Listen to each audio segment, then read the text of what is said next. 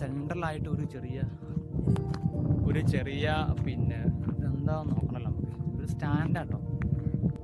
എന്താ അത്?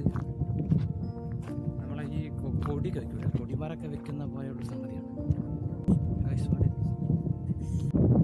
മാവേലിക്കര HMS. നമ്മളെ മലയാളികൾ വന്നു കഴിഞ്ഞാൽ പിന്നെ ഒരു രക്ഷയില്ല. ഇവിടെ നോക്കിക്കേ, മാവേലിക്കര HMS. എന്തെങ്കിലും ഉണ്ടാക്കട്ടെ, മലയാളത്തിൽ എന്തെങ്കിലും ഉണ്ടാക്കട്ടെ. ഇവന്മാർ എവിടെ ചെന്നാലും പ്രശ്നമാണല്ലോ. ഇതൊക്കെ ആരെഴുതിക്കുന്നത്?